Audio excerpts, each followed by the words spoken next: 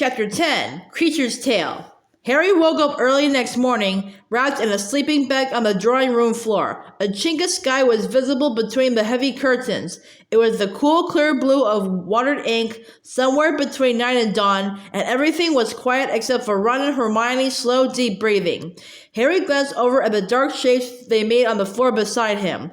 Ron had had a fit of gallantry and insisted that Hermione sleep on the cushions from the sofa, so that her silhouette was raised above his, her arm curved to the floor, her fingers inches from Ron's. Harry wondered whether they had fallen asleep holding hands. The idea made him feel strangely lonely. He looked up at the shadowy ceiling, the cobweb chandelier. Less than 24 hours ago, he had been standing in the sunlight at the entrance to the marquee, waiting to show in wedding guests. It seemed a lifetime away. What was going to happen now? He lay on the floor and he thought of the Horcruxes of the daunting, complex mission Dumbledore had left him. Dumbledore.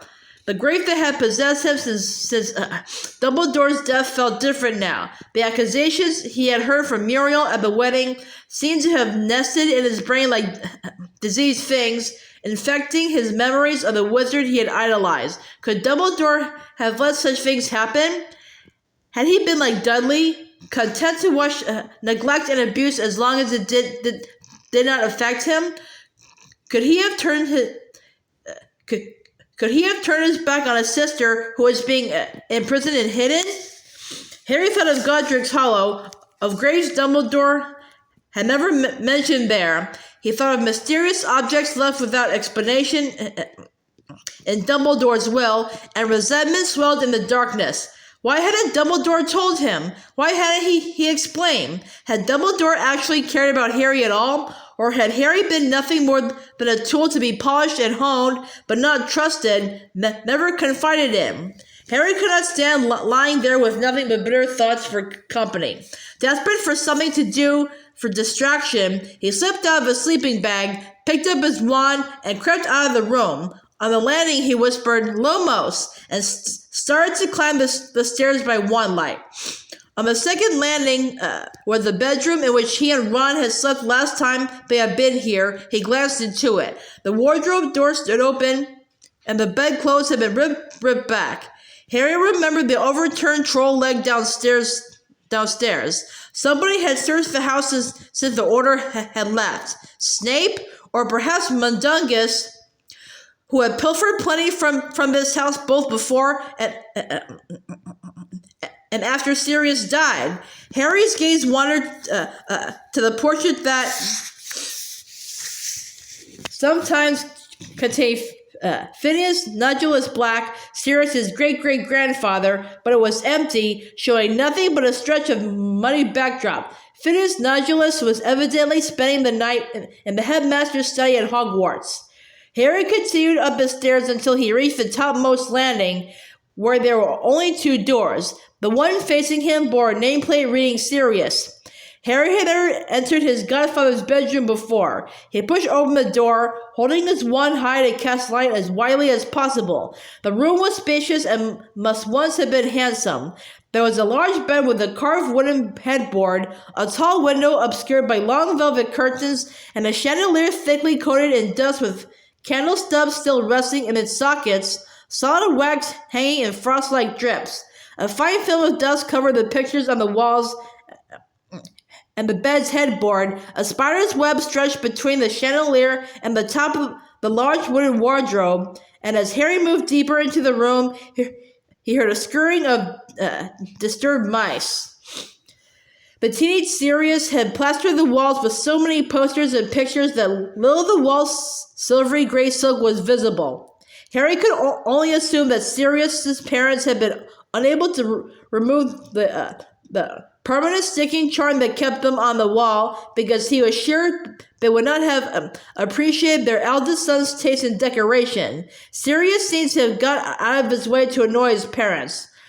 There were several large Gryffindor banners, faded scarlet and gold, just to underline his difference from all the rest of the Slytherin family. There were so many pictures of Muggle motorcycles, and also Harry had to admire Sirius's nerve.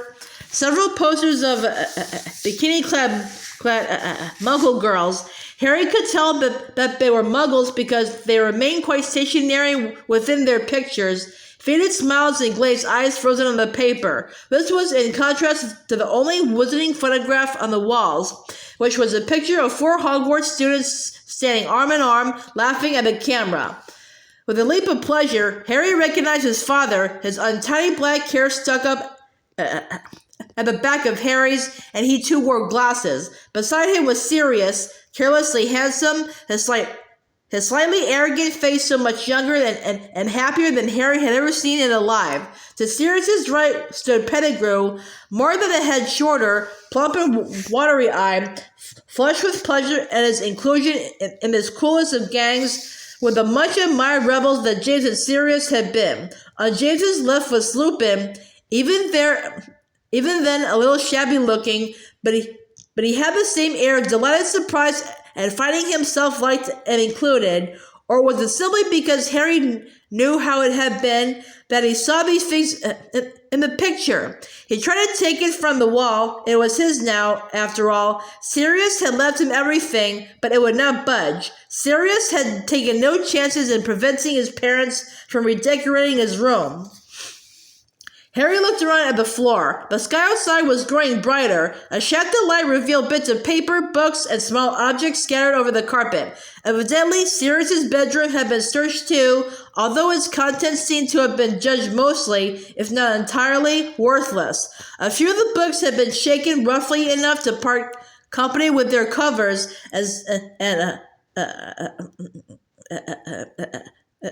sun-dried pages littered the floor.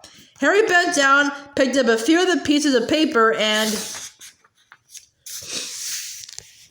examined them. He recognized one as part of an old edition of A History of Magic by Bathilda Bagshot, and another as belonging to a motorcycle maintenance manual. The third was handwritten and crumpled. He smoothed it out. Dear Padfoot, Thank you for Harry's birthday presents. It was his favorite by far. 1 year old and already zooming along on a toy broomstick, he looked so pleased with himself. I'm enclosing a picture so you can see. You know it only rises about 2 feet off the ground, but he nearly killed the cat, and he smashed a horrible vase Petunia sent me for Christmas. No complaints there. Of course, Jane thought it was so funny, says he's going to be a great Quidditch player, but we've had to pack away all the ornaments and make sure we don't take our eyes off him when he gets going.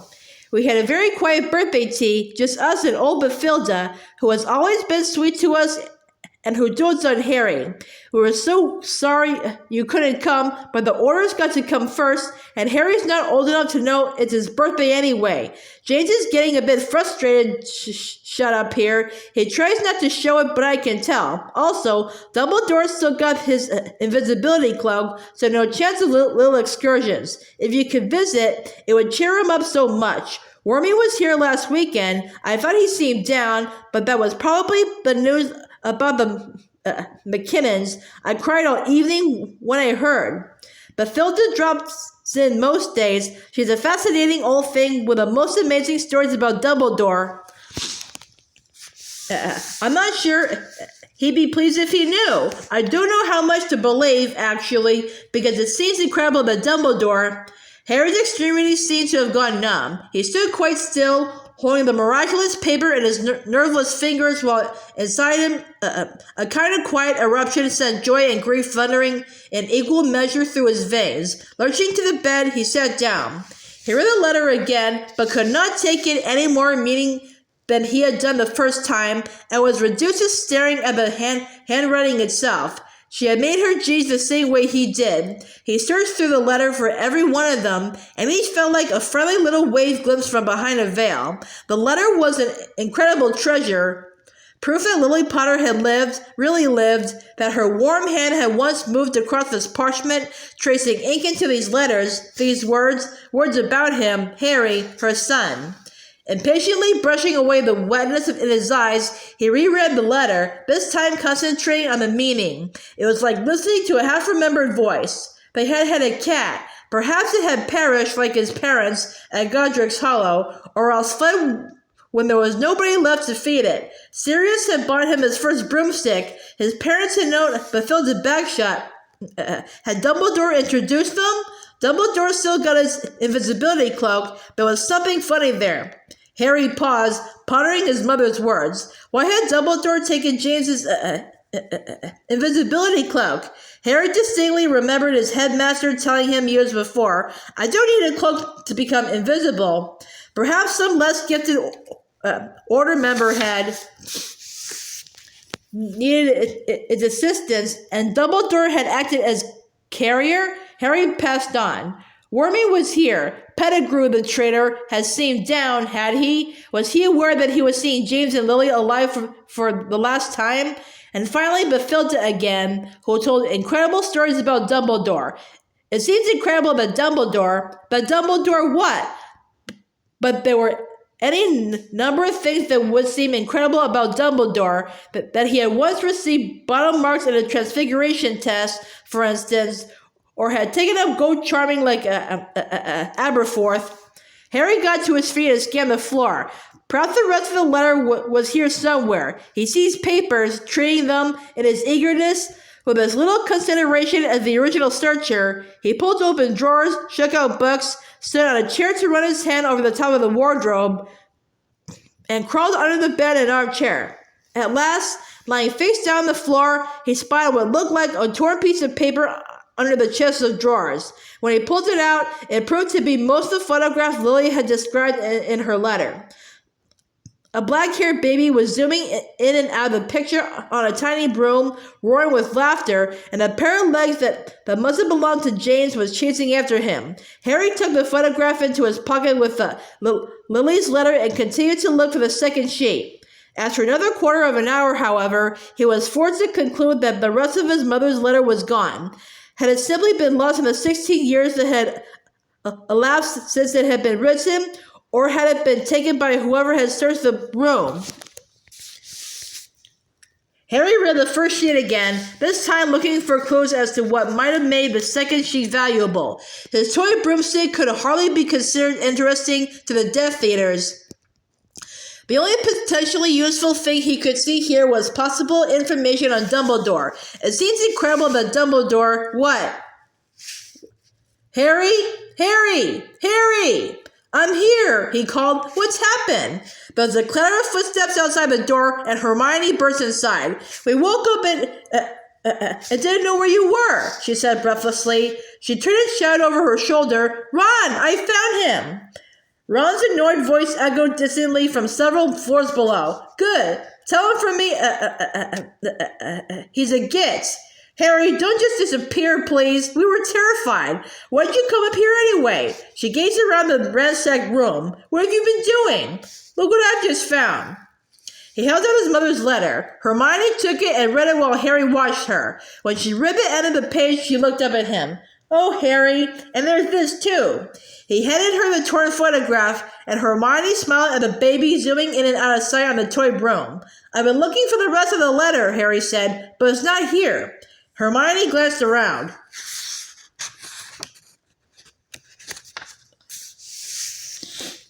Did you make all this mess, or was some of it done when you got here? Someone had searched before me, said Harry. I thought so. Every room I looked into on the way up had been disturbed. Well, what were they after, do you think? Information on the order, if it was Snape.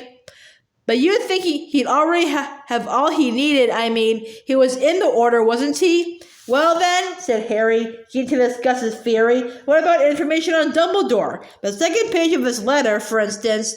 You know this Bathilda my mum mentions. You know who she is? Who?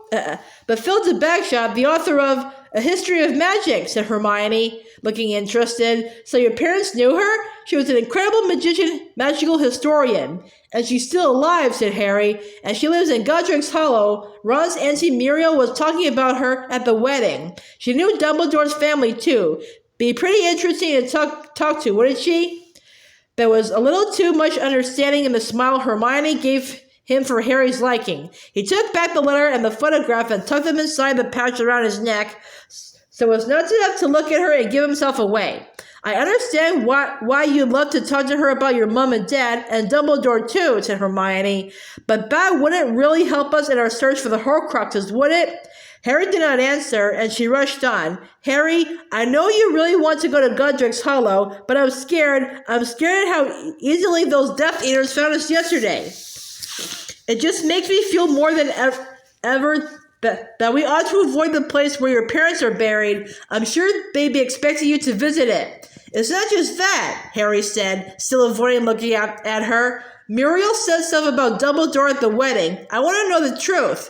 He told Hermione everything that Muriel had told him. When he had finished, Hermione said, Of course, I can see why that's upset you, Harry. I'm not upset, he lied. I just like to know whether or not it's true or... Harry, do you really think you'll get the truth from a malicious old woman like Muriel or from Rita Skeeter? How can you believe them? You knew Dumbledore. I thought I did, he muttered. But you know how much truth there was in everything Rita wrote about you. Don't just write. How can you let these people tarnish your memories of Dumbledore? He looked away, trying not to betray the resentment he felt. There it was again. Choose what to believe. He wanted the truth. Why was everybody so determined that he should not get it? Shall we go down to the kitchen? Hermione suggested after a little pause. Find something for breakfast? He agreed, but grudgingly, and followed her out onto the landing and past the second door that led off it. There were deep scratch marks in the paintwork below a small sign that he had not noticed in the dark. He paused at the top of the stairs to read it. It was a pompous little sign, neatly lettered by hand, the sort of thing that Percy Weasley might have stuck on his bedroom door. Do not enter without the express permission of Regulus Arcturus Black. Excitement trickled through Harry, but he was not immediately sure why. He read the sign again. Hermione was already a flight of stairs below him. Hermione, he said, and he was surprised that his voice was so calm. Come back up here. What's the matter? R.E.B. I think I found him. There was a gasp, and then Hermione ran back up the stairs. In your mom's letter? But I didn't see... Harry shook his head, pointing at Regulus's sign. She read it, then clutched Harry's arm so tightly that he winced. Sirius's brother? She whispered. He was a Death Eater, said Harry. Sirius told me about him. He joined up when he was really young and then got cold feet and tried to leave. So they killed him. That fits, gasped Hermione. If he was a Death Eater, he had access to Voldemort, and if he came disenchanted, then he would have wanted to bring Voldemort down. She released Harry, leaned over the banister, and screamed, Ron! Ron! Get up here, quick! Ron appeared, panting. A minute later, his wand ready in his hand. What's up? If it's massive spiders again, I want breakfast before I... He frowned at the sign of Regulus's door, to which Hermione was silently pointing. What? That was Sirius's brother, wasn't it? Regulus, Arcturus, Regulus, R.E.B. The locket. You don't reckon? Let's find out, said Harry. He pushed the door. It was locked. Hermione pointed her wand at the handle and said, Alohomora. There was a click and the door swung open. They moved over the threshold together, gazing around. Regulus's bedroom was slightly smaller than Sirius's, though it had the same sense of former grandeur. Whereas Sirius has sought to advertise his difference from the rest of the family, Regulus has striven to emphasize the opposite. The Slytherin colors of emerald and silver were everywhere, draping the bed, the walls, and the windows. The Black family crest was painstakingly painted over the bed, along with its motto, Toujours Pur. Beneath this was a collection of yellow newspaper cuttings, all stuck together to make a ragged collage. Hermione crossed the room to examine them. They're all about Voldemort, she said. Regulus seems to have been a fan for a few years before he joined the Death Eaters. A little puff of dust rose from the bed covers as she sat down to read the clippings. Harry, meanwhile, had noticed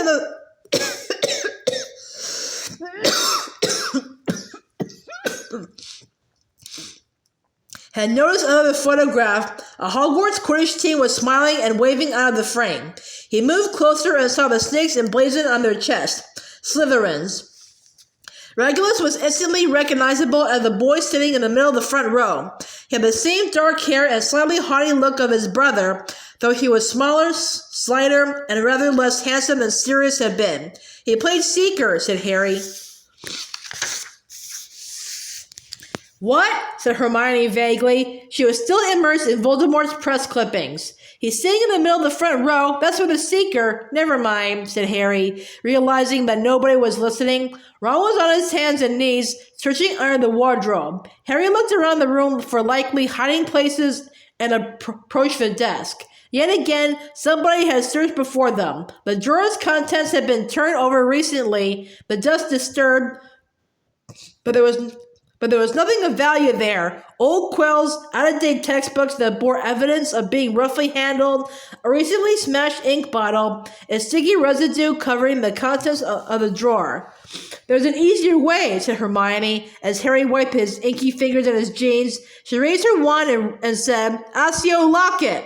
Nothing happened. Ron, who had been searching the folds of the faded curtains, looked disappointed. Is that it, Ben? It's not here? Oh, it could still be here, but under counter enchantment, said Hermione, trying to prevent it being summoned magically, you know. Like Voldemort put on the stone basin in the cave, said Harry, remembering how he had been unable to summon the fake locket. How are we supposed to find it then? Asked Ron.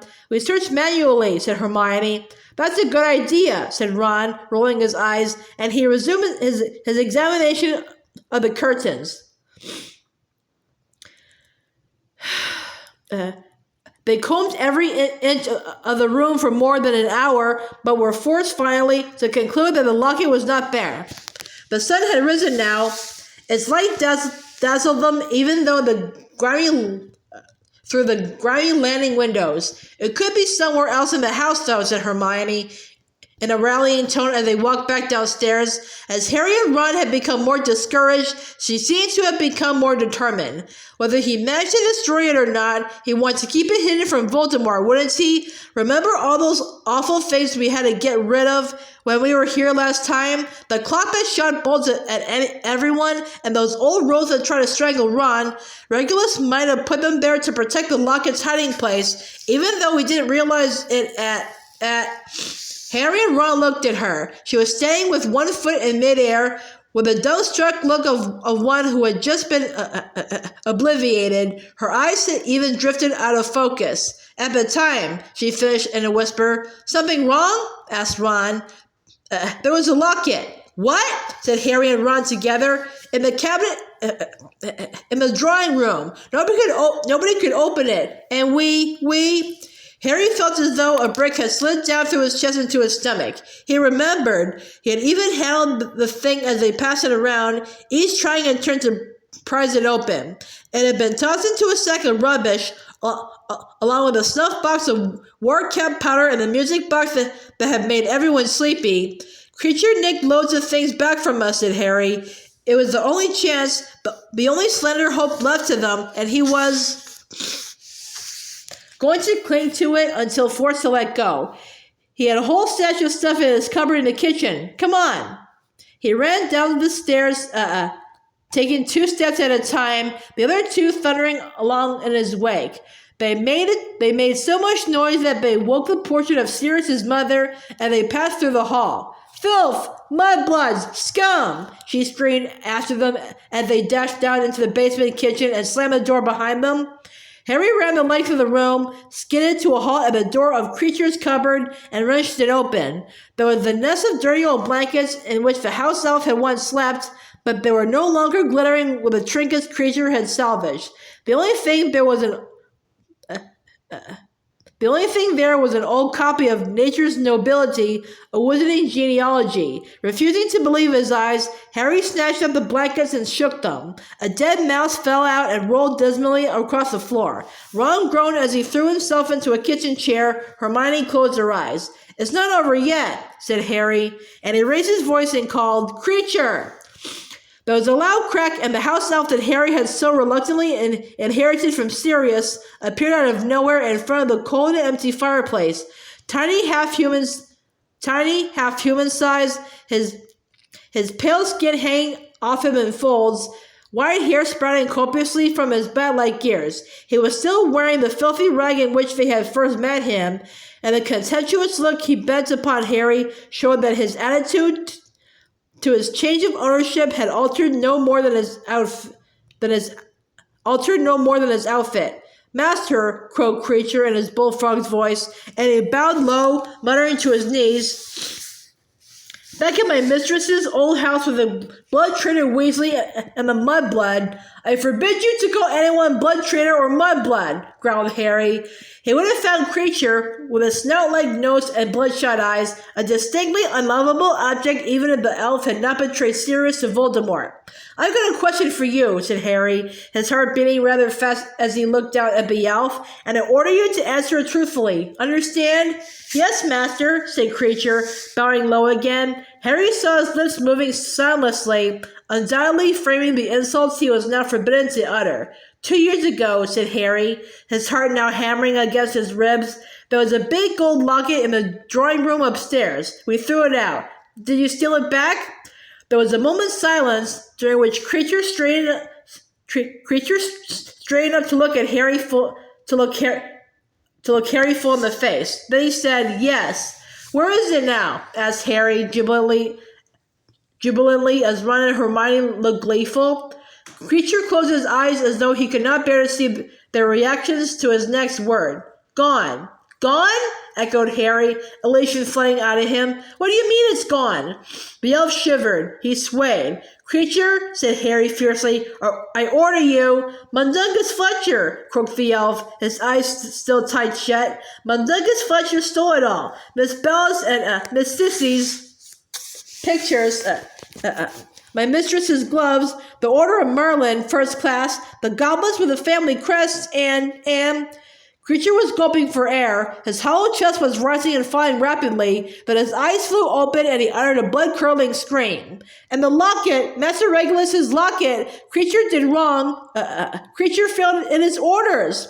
Harry reacted instinctively. As Kreacher lunged for the poker standing in the grate, he launched himself upon the elf, flattening him. Hermione's scream mingled with Kreacher's, but Harry bellowed louder than both of them. "Kreacher, I order you to stay still." He felt the elf freeze and release him. Kreacher lay flat on the cold stone floor, tears gushing from his sagging eyes. "Harry, let him up," Hermione whispered. "So he can beat himself up with the poker?" snorted Harry, kneeling beside the elf. "I don't think so." "Right, Kreacher. I want the truth.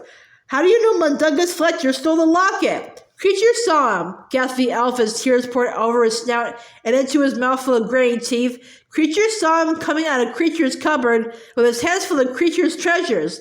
Kreacher told the sneak thief to stop, but Mundungus Fletcher laughed and ran. "You call the locket Master Regulus's," said Harry. "Why? Where did it come from? What did Regulus have to do with it?" "Kreacher, sit up and tell me everything you know about that locket and everything Regulus had to do with it." The elf sat up, curled into a ball, placed his wet face between his knees, and began to rock backward and forward. When he spoke, his voice was muffled but quite distinct in the silent, echoing kitchen. "Master Sirius ran away, good riddance, for he was a bad boy and broke my mistress's heart with his lawless ways. But Master Regulus had proper pride. He knew what was due to the name of Black and the dignity of his pure blood. For years he talked of the Dark Lord, who was going to bring the wizards out of hiding to rule the Muggles and the Muggle-borns. And when he was 16 years old, Master Regulus joined the Dark Lord. So proud, so happy to serve. And one day, a year after he had joined, Master Regulus came down to the kitchen to see Kreacher. Master Regulus always liked Kreacher, and Master Regulus said, the old elf rocked faster than ever. He said the Dark Lord required an elf. Voldemort needed an elf? Harry repeated, looking around at Ron and Hermione, who looked just as puzzled as he did. Oh yes, moaned Kreacher, and Master Regulus had volunteered Kreacher. It was an honor, said Master Regulus, an honor for him and for Kreacher, who must be sure to do whatever the Dark Lord ordered him to do, and then he could come home. Kreacher rocked still faster, his breath coming into sobs. So Kreacher went to the Dark Lord. The Dark Lord did not tell Kreacher what they were to do, but took Kreacher with him to a cave beside the sea. And beyond the cave there was a cavern, and in the cavern was a great black lake. The hairs on the back of Harry's neck stood up. Kreacher's croaking voice seemed to come to him from across the dark water. He saw what had happened as clearly as though he had been present.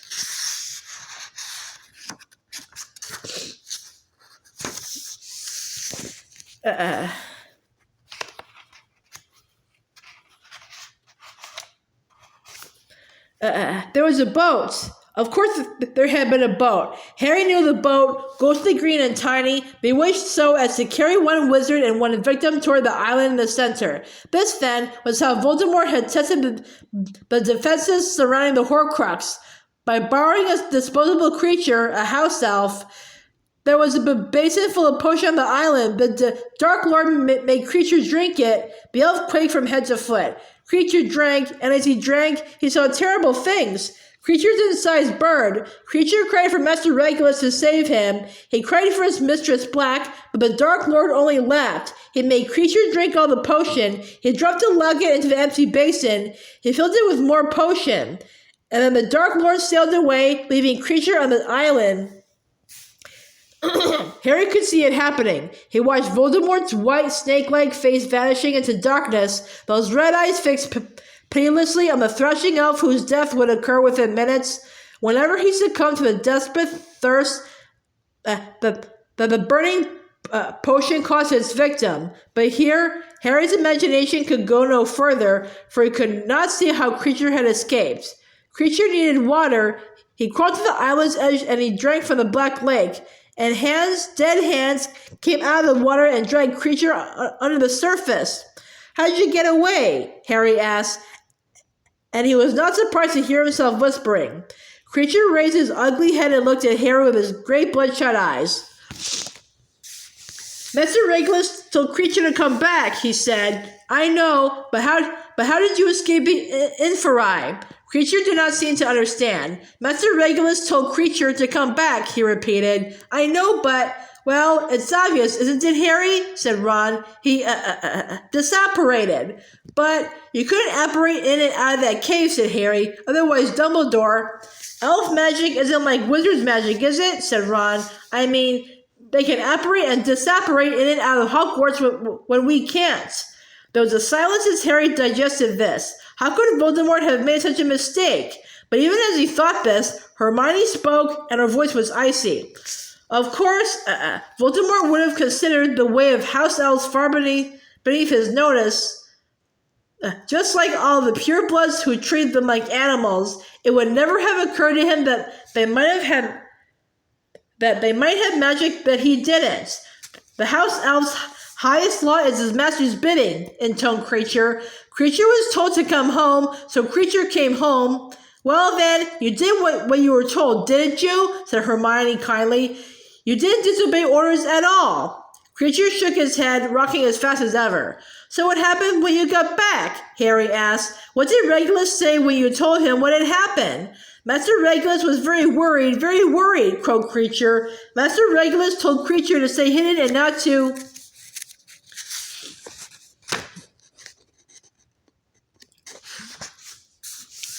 leave the house. And then, it was a little while later, Master Regulus came to find Kreacher in his cupboard one night, and Master Regulus was strange, not as he usually was, disturbed in his mind, Kreacher could tell, and he asked Kreacher to take him to the cave where Kreacher had gone with the Dark Lord, and so they had set off.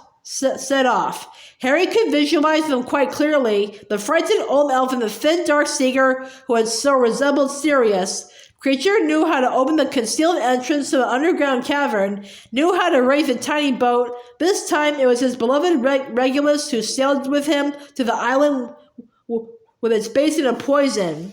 And he made you drink the potion? Said Harry, disgusted. But Kreacher shook his head and wept. Hermione's hands leapt to her mouth. She seemed to have understood something.